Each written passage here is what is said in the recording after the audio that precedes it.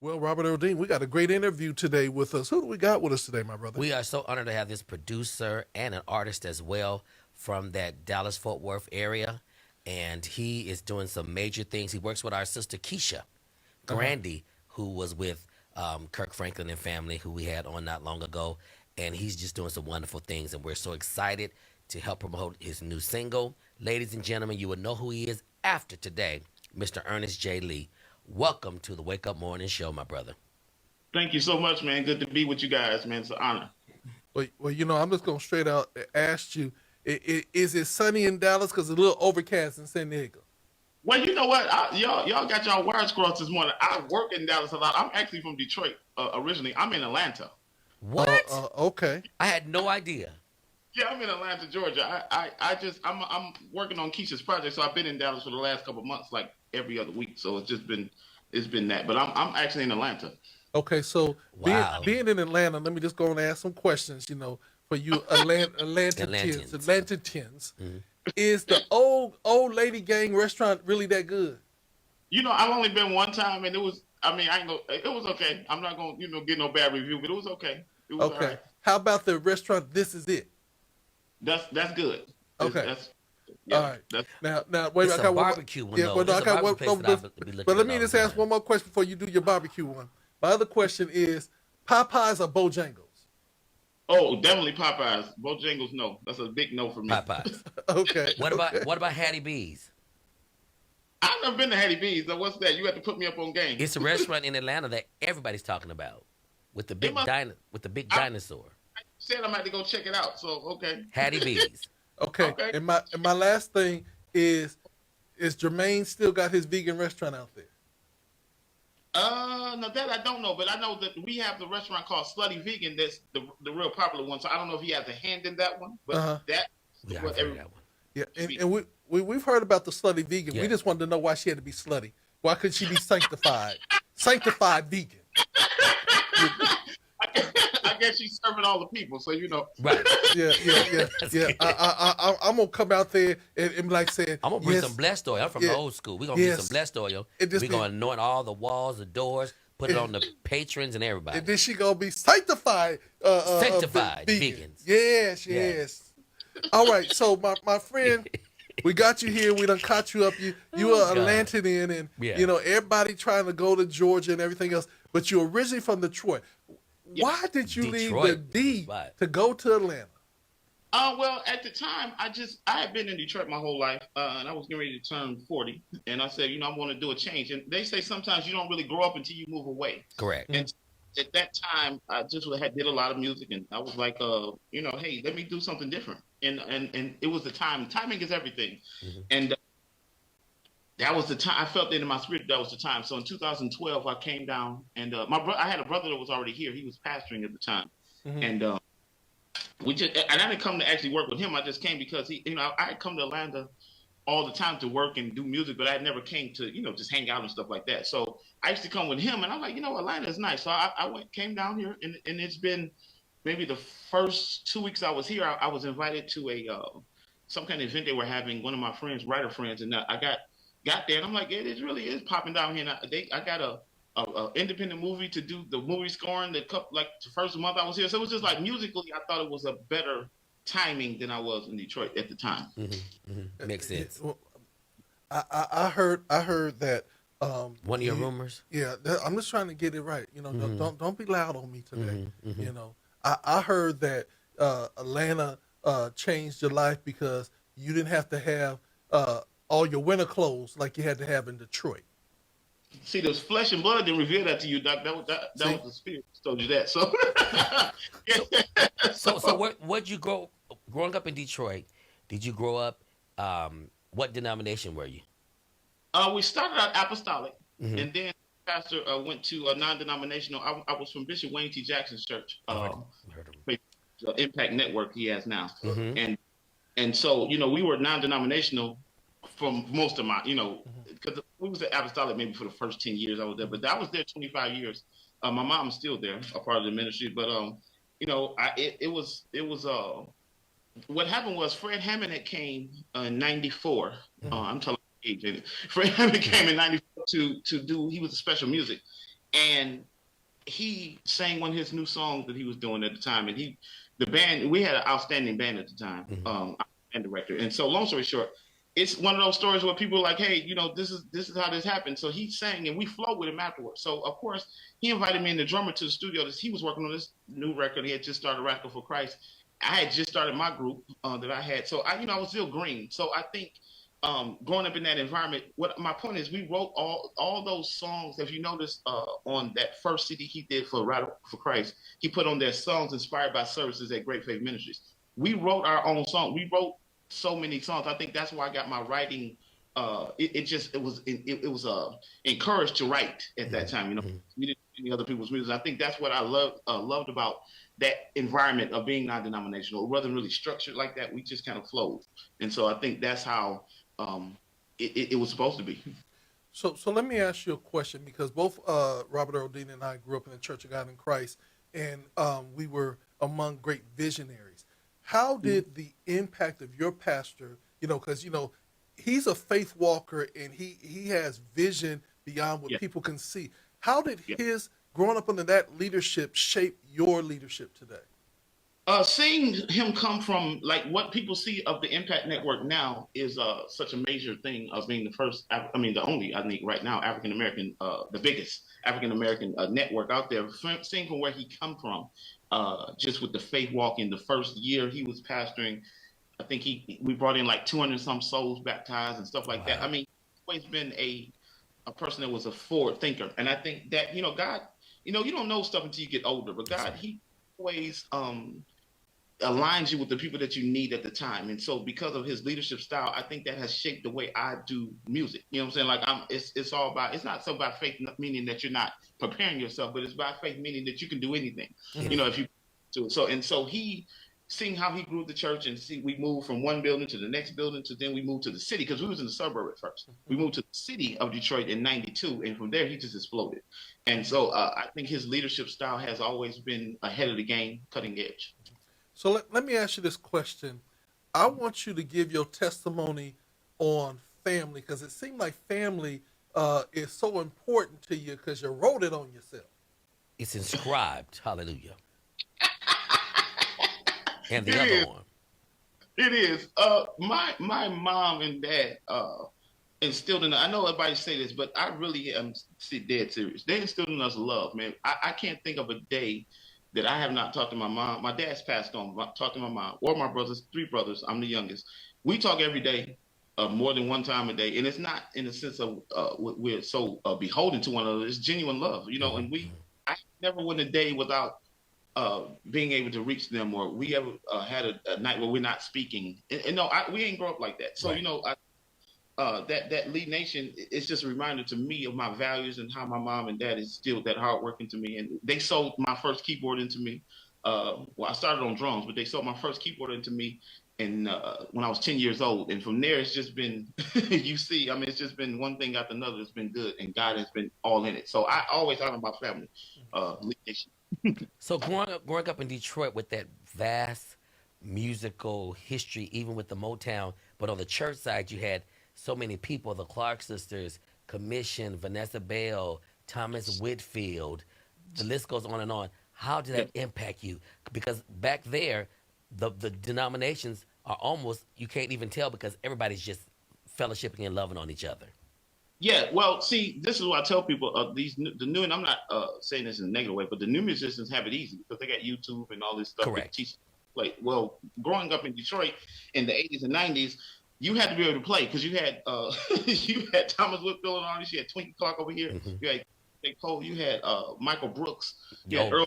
yes. All You right. had all these great musicians sitting in the audience. Rudolph Stanfield. You talking about, you can't get up there talking about you got to transpose and all this kind of stuff. You got to be able to play. So I think it shaped me to know discipline, Hmm. learn songs, making sure you can play the song all the way through, not just riff through it, but play it. Make sure you know structure, song structure. I never took lessons, but because the administrator at my church in the late 80s, Keith Johnson, he was Matty Moss's administrator for the Southwest Jurisdictional Choir, Wow. and he was able to get me close to Twinkie. All like growing up, I couldn't afford the lesson, but let me tell you what Twinkie Clark did. This is why she's my mentor to this day. Mhm. She would allow me to sit outside her door while she taught her students, and I would be able to hear her teach. I couldn't afford the lesson, but she made it a way I could still hear. Wow, man, that's powerful. So I would listen to her, and she would show me different things, and it's amazing to be around that kind of stuff. Now I want to say this, and I don't want anybody to take it uh, from what I'm saying. There was a book called "The Spook That Sat by the Door," and I encourage people to read that book because the black man who they call the spook, who did not think that he was learning and gleaning and everything else, was sitting there when the white people were getting together, talking about investments and everything else. And while he did that, he learned so much. He became more richer than they were. See? So the concept of sitting by the door, Come on, that's a and, message. and be able to receive and to glean and to get richness, even though you might not be in the room, God still provided you the resources that you needed. Man, that is amazing. I hadn't even. You just put me up on that. That's a preach word. Yeah. That's. I mean, telling you, even helping my ear to hear, like I can hear. My ear is different because I had to learn from not actually playing it, but listening to her teach it. You know what I'm saying? So I had to pay attention to the nuances and why you breathe in there and why you take that chord that way. So I believe that what you just said is very powerful. That sitting by the door really it's a testament. It's a part of my journey for real. Yeah. One of the things I want to say, because again, growing up Kojic, we grew up around the Mattie Mosses and the ladies. The funniest thing is that we were able to bring the Clark sisters as a whole, not the individuals, because we've had Karen, we've had Dorinda with, but we brought them together, including Jackie was with them. And Twinkie came up on the stage, and I said, Miss Twinkie, this gonna be a different type of show. It looked like this is San Diego, but I'm telling you, the folks is gonna come out. And she said, really? I said, they gonna come out to see you. And she came off the stage after the crowd got in there, and she looked up and saw 10,000 folks in San Diego. She came back and she said, you wasn't playing. I said, I tried to tell you, Miss Twinkie. And she was just so humble. She was on stage and she got cold. And I said, y'all go get my coat. And I had, remember that big leather coat? Big leather, she said, where y'all get this leather blanket from?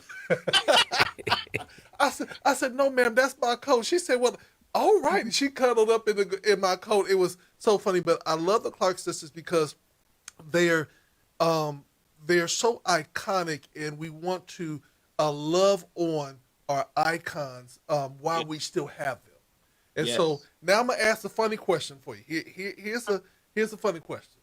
Okay. Being from Detroit, I've seen I won't say outlandish, some fabulous fur coats and hats and shoes. What is the most fabulous appearance that you had when you was living in Detroit? Oh my God! So my dad was a dresser. I like to dress too. My dad was a dresser, and he had some platforms. I'm talking about. Wow. He was slim though, so he didn't have he was just a sharp dresser. But them platform shoes, man, that just to this day I love shoes. But them platform shoes just take me down every time I see them because they were just. You had some with fish in them. You had some with designs on heels. I don't know what they was doing, but I don't know why Detroit is so flashy like that. That is really a thing too. I mean, could he shout in them? I don't know. Because I would have been scared that I might turn my ankle the wrong way. But you said something about Twinkie that really stuck with me because people don't know that Twinkie Clark attended Howard University. Yeah. She didn't finish, but she went there, and Howard is known for its music department. The Richard Smallwoods, the Roberta Flacks, the Angela Wimbushes. So many people came out this prestigious college. So Twinkie was able to glean from them, come back home and plant seeds in that Clark School of Music, conservatory school. That has birthed so many different different people that you wouldn't believe. I mean, that alumni for that Clark Conservatory is really, really deep. I don't think they get the credit they deserve for all the people they put out because it's when you're from a place. What was Jesus' problem? They were too familiar with him. They were too familiar. When you're familiar with a person, you don't really understand the greatness that's with them. And that's not to call anybody grand or anything like that. It's true. Like when people are great, you don't really see it when you used to it. That's what I'm saying. Like for people from Detroit, we're not really impressed by so much stuff musically because we grew up around it. I mean, it doesn't mean that we're hating or nothing like that, but to know how many people that actually went to that conservatory or school would blow your mind. Like, it's a lot of people that wouldn't even think that have passed through those doors right there on that corner of 7 Mile. Yeah. Is the building still there? Yes, I don't know that the building itself is still there, but I think someone bought it a few years ago and turned it into something else. But it's definitely still there. Wow. How amazing. Jay Moss and his brother Bill, Yes. they kind of took that mantle and made the Moss Academy of Music, which is a spinoff of the same concept, but just a spinoff, and they put their little spin on it, and they have their school now. Oh, they have their school now? Yes. Because their dad Bill had a label. The Clarksons was on his label. Yes. Yep. Bill has the Moss Academy of Music. I believe it's in Oak Park, Michigan. Wow, that is fantastic. The vision, the visionary, like Shirley Joyner in Houston had all about music, and she had a school, and Yolanda and them went there, and her daughter Reese, and so many people in that Houston area who are now phenomenal musicians as well. It's just amazing from that era how those leaders thought about forwardness and not being like everybody else. Mm-hmm. I think that as it relates to music and how it comes together, not even with music, anything, you need to see it before you can achieve it sometimes. It's just about vision. So sometimes when people have these schools and these opportunities for you to learn, it's advantageous for you to learn and connect with that. It's not so much you want to pattern yourself out to so many people, but it's because God gives us gifts for the working of ministry, it says in the Bible, but it's also perfecting the saints, right? So that's the church version. But let's take that out of the church and put it in just to everyday life. When you learn from other people, it perfects the gift that's in you. So I may not be a great producer had I not be able to set up. You know what I'm saying? Had I not see Michael Brooks in his Young Artists for Christ convention he used to have. I used to go to Young Artists for Christ with Michael Brooks. Too. Oh yeah, wow. So so he would have remember on Saturdays he would have the songwriters come together and whoever had songs and stuff like that. Yep. Those are opportunities that you have to be around in order to perfect your gift and your craft. Yeah, I wanted to come to Young Artists for Christ, so that Leonard and the Leonardettes could, be debuted, and they just wouldn't give me a ticket and they wouldn't let me in the room. I'm like, Ernest deserved it. I'm trying to work it through. Let me ask you this question. This is really something that I just want you to consider. Okay. Based on your life story, based on your experience in which you've been around and where you're at today, have you ever thought about doing maybe a biopic or a short documentary just to go forward and let people know how you got to where you're at today? Because I really think that your story could help a lot of these young musicians coming up, understanding about seed time and harvest, understanding about church and family and balance and everything else. Have you ever thought about doing that? So this is a full disclosure. Everybody has a journey and a testimony. Mine has been it's been amazing and I won't say tragic, but it's been a challenge at the same time. The Bible says where there's much is given, much is required. Yes, sir. And me being able to sit down and write these jingles and without even thinking about it, right? I could score movie scenes and write these songs. It comes with a price. And so my whole point to answer your question is this. I am in the process right now of finishing my book. It's called Modern Day David, My Battle with Goliath.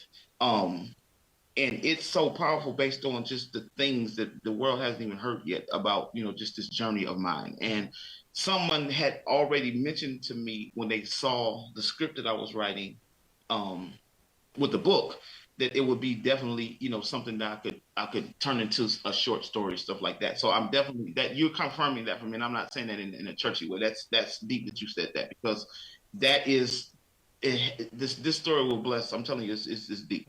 Oh, it's powerful. Yeah, and the reason why I ask that is because we as African Americans, especially when we grow up in the church, we keep our stories and we keep our testimonies sometimes, and we don't realize that it's those testimonies that are going to help that next person that could be either older or younger than us, and they just see where we're at right now, but they don't know the times where it wasn't going the way we want to do it. They don't know our personal struggles and battles, and they see people in place like with your Bishop Jackson. You know what I'm saying? They see him now, but they don't know those times where bills might have had a hard time being paid, but yet it's Yes. still he still pressed forward because God gave him the vision and he promised him the provision to Yes. do it. So I just want to encourage you as we move forward. We want to bring you back when the book is getting ready to release, and Man, really push it. I'm telling you, this story, man, it's just gonna bless people because I'm telling you, it has taken some turns, Mm-hmm. some uh, some some deep valleys and high highs. You know what I'm saying? But at the end of the day, it's all a part of who you are. It's all a part of where God is taking you. Mm-hmm. And basically, you cannot overcome anything unless you go through the test. And so that's when Got to you go get through.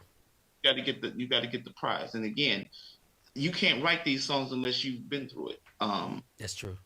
You can't write these songs unless you have lived it. Well, because you can tell the difference between somebody like if you've never been married and you're trying to tell me how to be married. I mean, it's kind of like I can listen to you, Mm-hmm. but it's on experience and going through Mm-hmm. uh, the, the trial itself, the fire. Think about this: when they came out of the fire, uh, the three Hebrew boys, they said it didn't smell like smoke, right? Well, think about that. What does that mean? That means through the fire that they were doing something. They weren't just sitting there going through and crying and complaining. They were trusting God. They said, "Well, we're not going to bow to Baal no matter what happens." Probably So praising. so when they came out of that test, it turned into the testimony because in the fire they did the work. Not I'm going through and I need pray for me. But yes, cool. But what are you doing inside the fire that when you come out you don't smell like smoke? Mm-hmm. Because God can do anything. We know that, but it's up to you. It's up to you. When he told Jonah to go to Nineveh and Jonah did not, he had already prepared the fish. Mm-hmm. See, you can't just get caught up on the on the story. You got to understand he had already. The Bible said he had prepared the fish ahead of time because he knew he was going to do what he's supposed. So what did Jonah do in the belly? He did that prayer. He cried out to God. You see what I'm saying? And so, and the last thing I'll say is this: when you're talking about the 2 fish and 5 loaves of bread, well, we know the story. God can do anything. He can multiply. But guess what happened? You know what the miracle of that story is? He gave him something to bless. We don't give God our testimony. We don't give God what we've been through. We don't give him our scars. We don't give him our pain for him to multiply. Multiply, in other words, to help others come out of the same thing. Yes. So the thing about the 2, we got to make this stuff make sense today. Right. It ain't just the Bible story. And let me say this. You better preach it, Ernest. You And better preach it. And the tag onto that piece, and it says, "Suffer the little children to come unto me and forbid them not." It was a little child. It was a young boy that provided for him something to use to bless the people. So that's why we have to continue to encourage our young Give people them something to work with. so that they can bring their gifts and talent Yes. and bless us too. So, when we get ready to He's start preaching, man. Yeah. Now my question is, who are some of the artists and stuff that you've worked with? Some of the projects. Now I don't want, before you start that, don't say Leonard and Leonard S, because I know that I sent over my demo vision. You get that? I sent over my And demo vision. I think a pigeon took it to another place. No, I'm trying. I sent over my demo vision through the spirit realm, and he never got back to me. And so I guess our spirits didn't connect. Right. But I want you to know, you can talk about everybody else, but in the spirit realm, we're gonna be okay one day. Yes, okay. Sir, just let me know what you need. It's not a problem, man. Right. Well, I started, of course, with Fred. I wrote a song with him, with him and Yolanda Adams, called "The Lord Is With Us in This Place." That was Shaking the House, Shaking the House in Los Angeles. That was the gospel music workshop. That last song is that was my very first major song. That one. Calm down, Robert. Calm down. They killed it. I watched the video footage and everything. The voices of film were there for that. No, calm down. But I watched it. Okay, keep going. I'm sorry. I got excited. That's fine. And so that turned into a couple other songs with Fred, and then I did my group, and then so from there, that's when I met Cornell Morrell. Now he's from Dallas, From Texas. Yes, Cornell, Yes. Dallas. Right. We did Yesterday with Dorinda Clark. We did Byron Cage's of Majesty. We did Dave Hollister, What Do You Do? Me and Cornell have written a whole lot of stuff. Jackie Clark's project that people really didn't hear, we did that one. That Holy I did on that song. It's countless of course the independent gospel artists are my passion because they need the voice to have the know how to get this stuff done professionally. Chance. Countless of independent artists. I've also worked with Ernest when he first started doing his first demos. Just being in, working through his studio stuff when he first started. Mm-hmm. On the R&B side, I did Tony Terry. Did his I Tony 6 full project. Um, Man, I just been, the list goes on and on. Just so many people, so many things, man. But vocally, I've done D12, Detroit rap group with Eminem, Mm-hmm.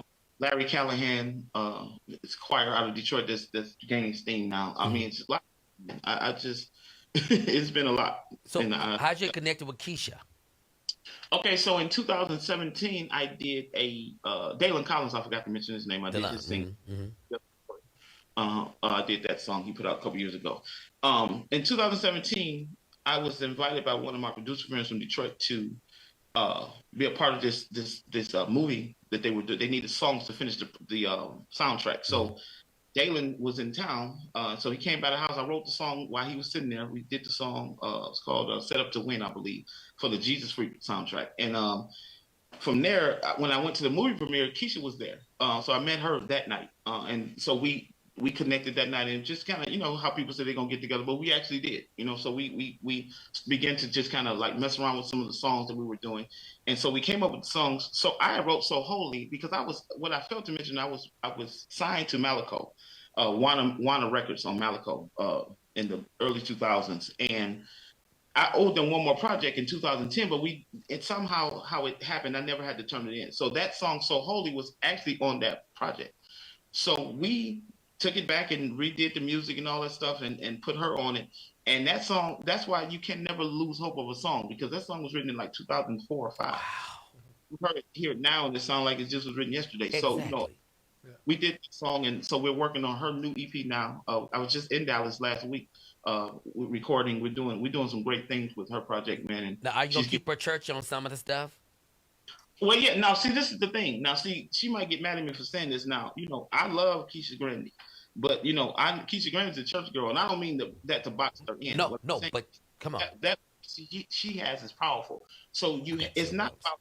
And I'm not saying this against what you said. Just hear what I mean. Right. It's not about keeping her churchy, but it's about magnifying the gift that she has. Like it's maximizing. I mean, the gift that she has. So we're maximizing that gift. So yes, it's much more churchier than her last project. Yes. Because I have the last one, and I love the last one. But Keisha can take you to church. Keisha can do it all. That's very talented and all that good stuff.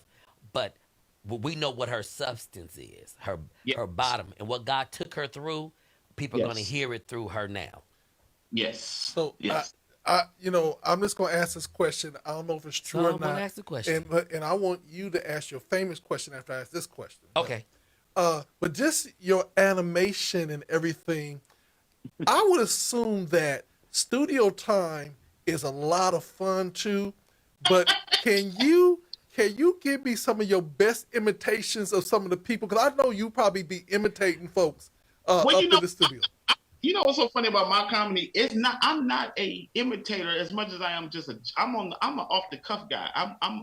When something happens, I can take it to the next show. I'm more like that. I'm more witty than I am. Okay.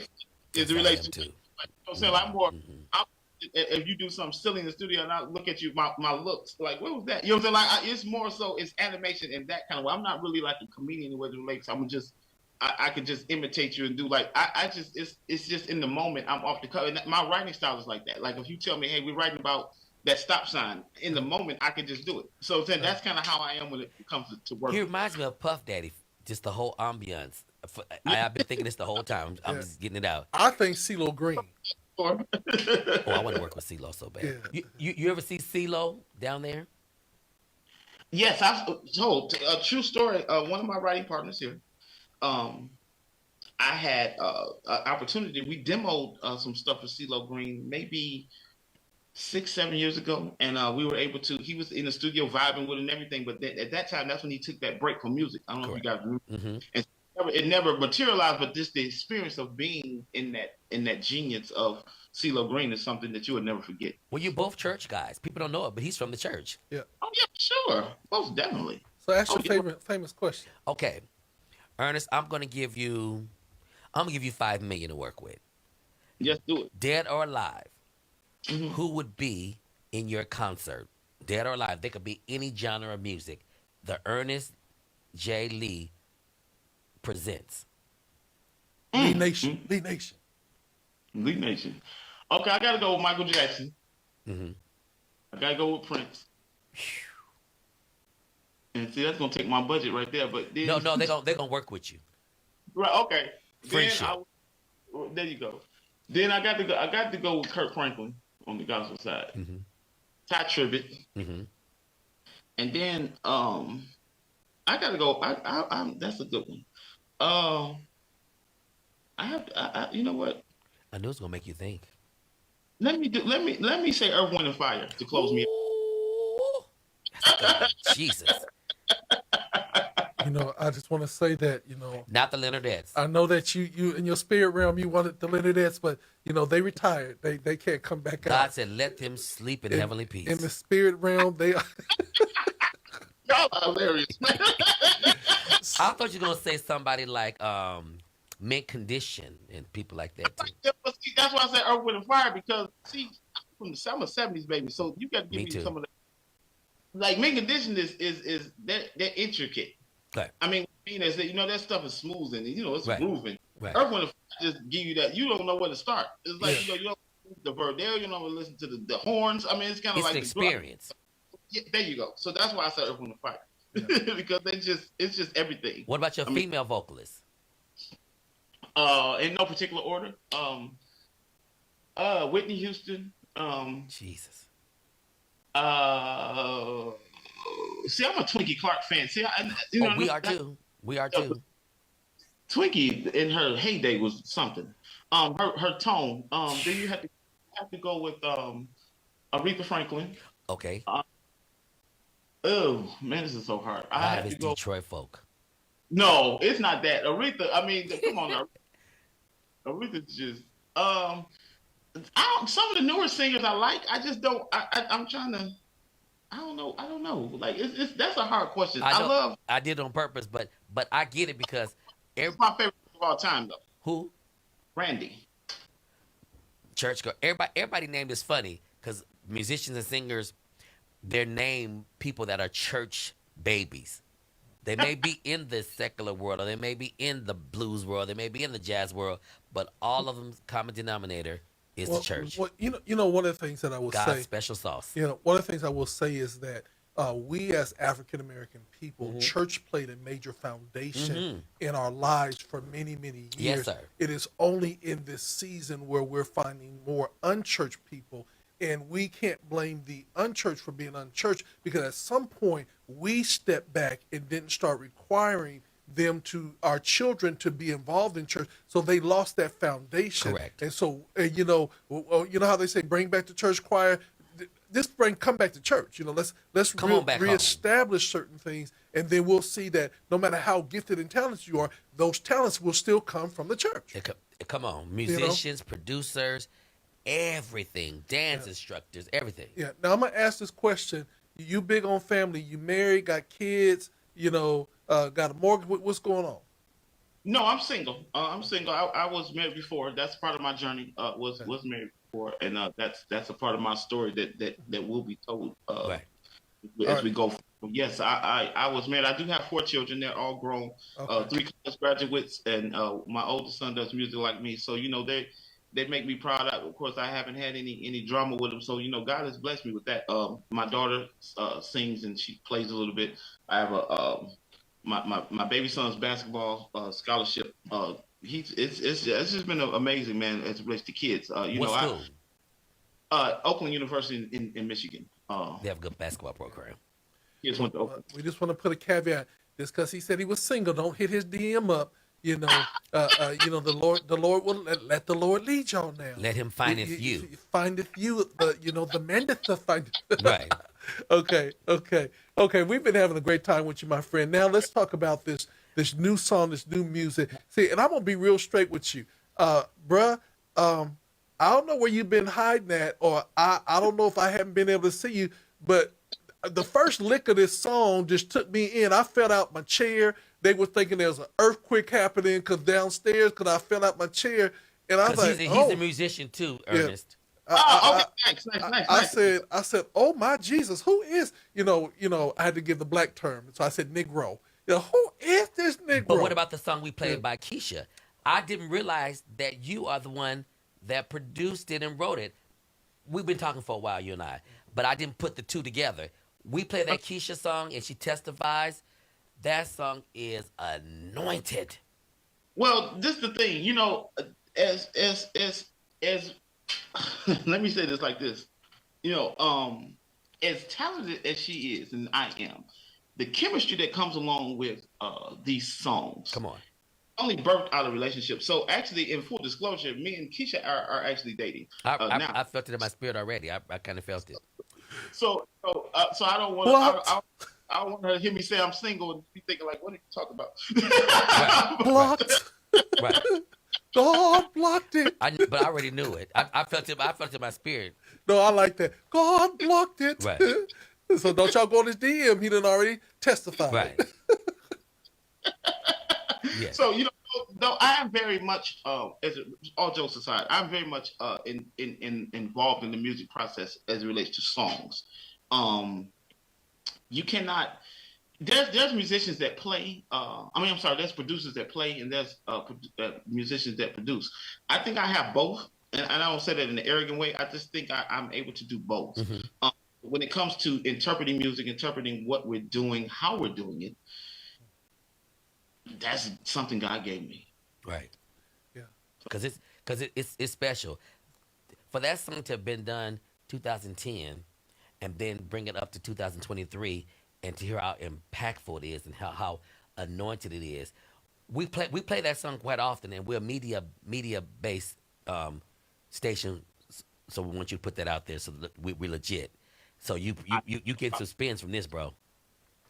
Hey, listen, I know you are, and like I told you, Brother Dean, I am so thankful for the opportunity to talk to and interact with people like you and Dr. LT, because you guys are the lifeblood of this industry. A lot of people don't understand. It's like, everybody can go to some of the bigger stations and all this kind of stuff, but if you don't take time to people that are genuine and they have a really legit platform and they have a really legit system that they're doing, those are the people that you need to pour into, because those are the people that are going to support you. It's almost like Walmart against a mom and pop store, when people used to say, well, my music is in Walmart. Nothing against Walmart. Walmart is great, but Walmart ain't going to have you in there over a week if you're not selling no records. Correct. The mom and pop store is going to say, hey, have you heard the new Robert Earl Dean project? Have you heard the new Dr. LT record? And that's what I like to correlate as it relates to these kind of platforms. And understand that Walmart was a monopoly. They would only pay $3.99 for anybody's CD to be in there,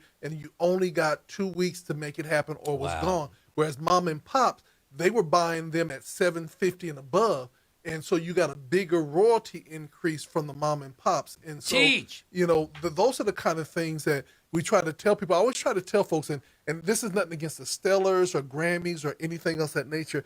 I consistently tell the artists, I said, while you're chasing these awards, I want you to look at your bank account. Come on. Because there are people out there that never got a Stellar, never got a Grammy, but their bank account says that their Grammy award working. and it's in it. And those are the things I want to say, because where everybody wants to go to LA and Atlanta and New York, I say go to Macon. Because you don't get the Macon and go to people that's hungry. They're hungry. Well, they want it. Well, they don't get a lot. They don't get a lot, so they value going to it. Stockton in California. Exactly. Yes. So yes. Let's talk. Ernest J. Lee from Lee Nation. See, I like that Lee Nation. I like that too. From Lee Nation. That are your kids? Do they holler out Lee Nation too? All day long. Actually, my daughter KJ is the one that started that thing with me, and she the one started that. We should be Lee Nation. When she was little, I'm so okay, Lee Nation. So I'm telling you, I guarantee you, if you do a fat logo with Lee Nation, people will be wearing it all over the country. I got one. Oh, man, throw it on a shirt. Yeah, you got to put it on a t-shirt. You know how we do it. See? Yeah. So tell me about this song, "Victory Is Mine." Is this your single? You as the artist? Yes, this is me as an artist. There we go. I put my good brother Gerard on there with me, because I'm not churchy like that. It was singing wise, you know what I'm saying. So I needed that growl. I needed that little. Gerard who? Woods? Brooks. Rod Brooks is his name. He has music out as well as an artist from Detroit, really great artist from Detroit. But he's on there with me. But this song is a testimony of mine for where I am right now. Again, we talked about the journey. We talked about the things that happened coming to this point. So right now, and in life, coming out of this divorce and a lot of other things, there is a place that you have to start living again. Yes. And you have to live in victory. Come on. Even if you don't see it, you have to live in it. You have to. Now we know that people misquote that scripture when they say call those things not as though they were. The scripture actually saying that God is the only one who can do that. But what we do have to do is be like God. Right. So we can't do it. We can call. So even if you don't feel victory, even if you don't feel like you're on top, you have to confess victory. And so right now, this song "Victory Is Mine" is my declaration that I am back. Victory is mine. It's not so much in an arrogant way. It's confident. It's God. God has done something that no one else could do. It's and testifying. You testifying. There you go. So what I did is I flipped the old "Victory is mine, victory is mine." I told Satan to get thee behind. I flipped that and put a new spin on it for today. So it's a groove and it's moving. Well, brother, I want you to know that we haven't talked. This is our first time talking. But I love your spirit. Yes. And I want you to know that we are your station. Anytime that you need to call your brothers up and say, I got an artist, I got something coming on. Come visit San Diego. I'm going to be bringing Keisha. We're bringing Keisha. Yeah, I'm going to be bringing Keisha. She's coming there. So I know you guys have mentioned something that you're doing. So I definitely will be there when she comes there. We do so many concerts in San Diego. He produces all these big concerts. And we're going to just keep the rest of this years, we're going to just keep pushing gospel and allowing other artists to be seen, because gospel, unlike rap, we don't push enough unknowns. It's always the same big names, which I get because they make money and they bring people in, but we can't neglect those who God has called as well. But let me say this, is one thing that we're learning from some of the secular artists, like I was sharing with other artists. I love the fact that everybody call Uncle Charlie. And Uncle Charlie is relevant because the young people gravitated to him because he gravitated to them. Yes. Now they're calling it Uncle Snoop and everything else. Uncle John. And that's why, we got Uncle John P. Yes. I think that it is for us to remain relevant, we have to mentor and bring them under and holler and celebrate keep them. It moving. And it's fun. We did a concert this past Sunday, and what blessed me was I saw young people there that I had not seen before. Correct. And I was like, okay, God, there's still hope that there are young people out there that we can sow in and to seed. And I was talking to a young man who's a phenomenal musician, but he was making ends meet doing security guard work. And I went up to him because he was securing one of my events, and I said, brother, here's my card. You don't have to do this. I got other things for you. And my whole thing is that we have to consistently celebrate. I'm a label exec. You know what I'm saying? And we have our own label. But nice. I love hollering and screaming about other people's labels. I tease for Fred because when Fred came here the first time we brought Fred, he had an attitude because he was trying to get back to Detroit. And he wanted to go on first, but he was the headliner. I'm like, no, Fred, you can't go on first. So Fred didn't change. Fred didn't change his clothes. He had his travel clothes on, and he came out on the stage holding his phone with a timer because he was going to give just what the contract said. And so, me being a producer and executive, I got an attitude, and I told my sound people, set him up. So they dropped the lights down low, and he came out, and he was just singing Lax Lucker. I said, hit the middle section light. And he was like, well, all right.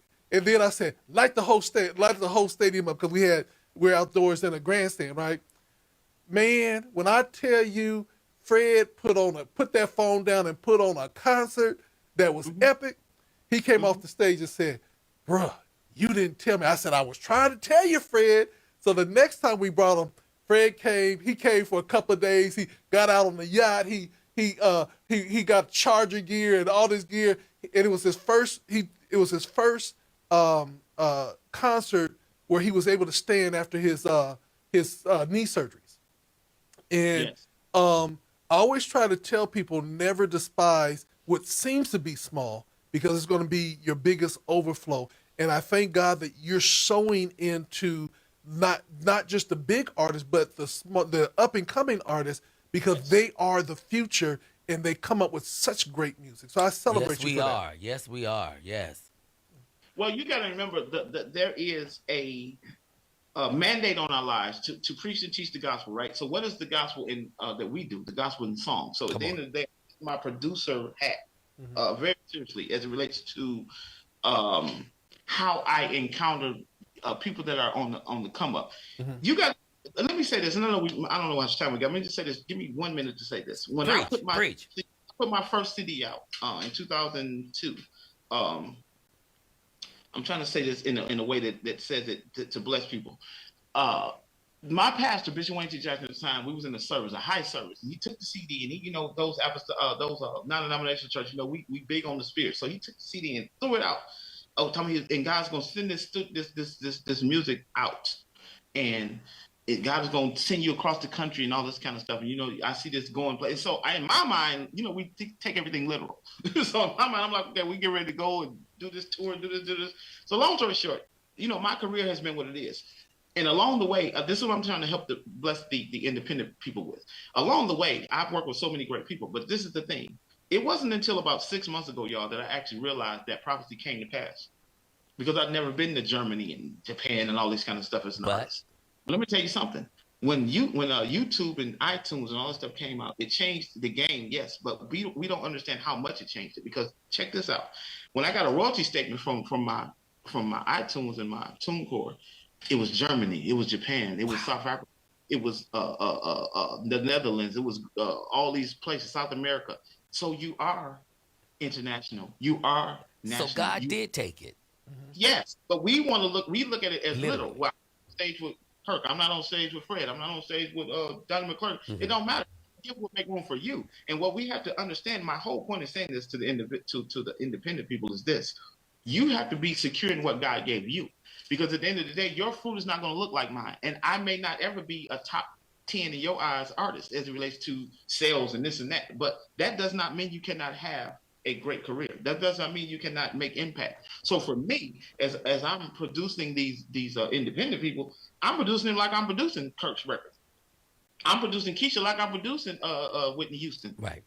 And because this is what God has given me to do, and I'm spreading the gospel through my gift. And so if you look at it in that context and that step, you will understand that it's a heavy mandate. It's not just doing music. It's not just putting the song out there, but I teach them how to get their publishing right. I teach them how, because people didn't do that to me. I lost, I'm not going to get into that, but I've lost a lot as it relates to songs that I've actually have written, musically. And so at the end of the day, it's our job as leaders, whether we're preaching, teaching, singing, or whatever, playing, to always give them God, but always give them instruction.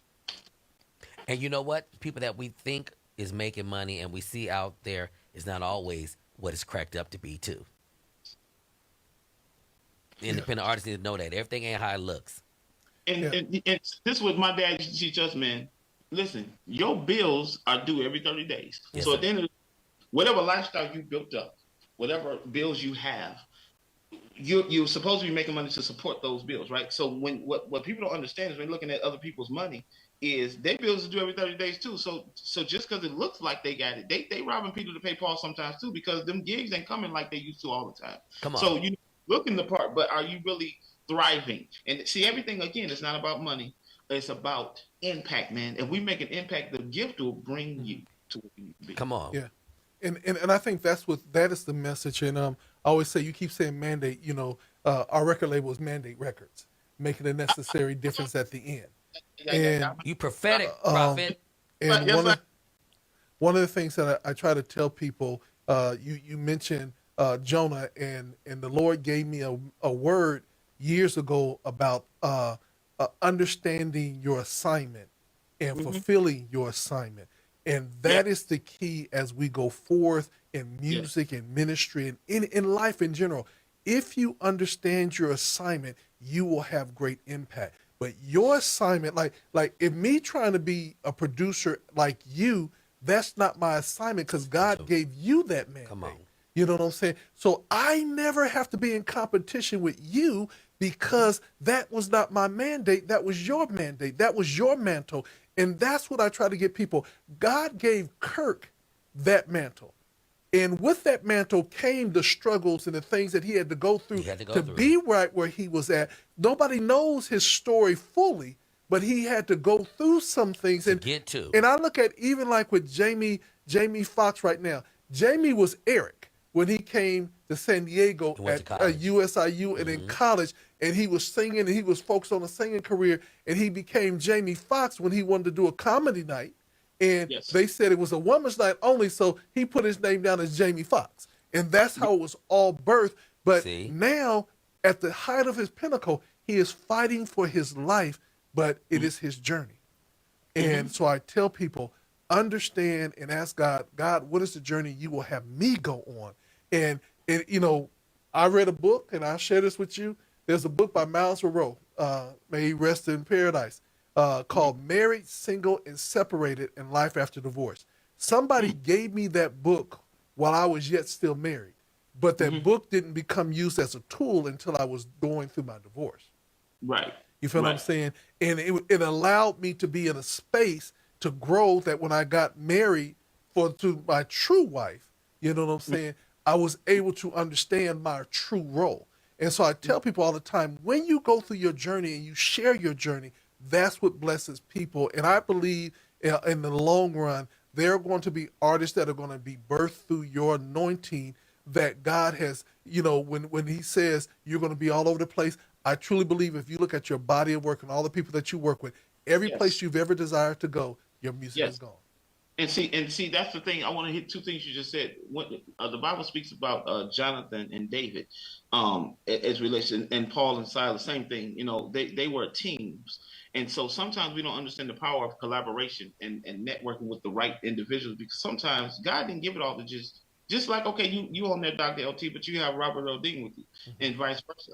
It's not about outshining people. Yeah, there's a hierarchy of how we do things, but at the end of the day, it's God has to use individuals. When we come together and bring what we have together, that's what makes it successful. It's not about I do this, I do that, I do this. Listen, if we do it together, that's why me and Carnell Morel never had any issues as relates to writing, and we never fell out about publishing, because it was like, hey, even if I wrote the chorus and you didn't write but one word in the verse, it's still 50% because we're doing this together, and this song wouldn't be what it is without us. And so you never learned that concept as relates to us and not us against them. You know what I'm saying? Right. We also, it's like me and my brothers. You know, we roll as one. We don't just roll as. So when you see Lead Nation, like you guys keep saying, it's not just me saying it. We really believe that because we roll as one. And so when you mess with me, you messing with them. And that's how it should be as relates to singing and all this stuff. Like I said, what am I doing as a producer that's going to help this individual become? Going back to Keisha, going back to her project, we know that she has a name. We know that she was on Kirk's label. We know she was with Tyler Perry, and those are things that shaped her journey. But guess what? How do you pick a person up from that situation that was on those kind of stages, and now they're by themselves? See, there's a ministry in that. People don't understand about ministry. So it's bigger than just dating somebody or bigger, just that's my girlfriend, that's my boy. No, what God bringing together in these times to get His work done. That's powerful. We'll have half the battle won. Man, that's powerful, man. You powerful. Well, we're gonna just have to say to be continued. Man, he's powerful. You have to come back, and we're gonna continue this journey with you. Let's just introduce the song. We're gonna rock it for everybody. Okay, check it out, you guys. Listen, victory is mine. It's my testimony. It's my declaration that I'm back and doing God's will. He brought me from a mighty long way, and we're going forward, and we're going to see what the end's going to be. So put your hands together, stump your feet with me, and let's declare that victory is ours today. Right here on GODRadio1.com.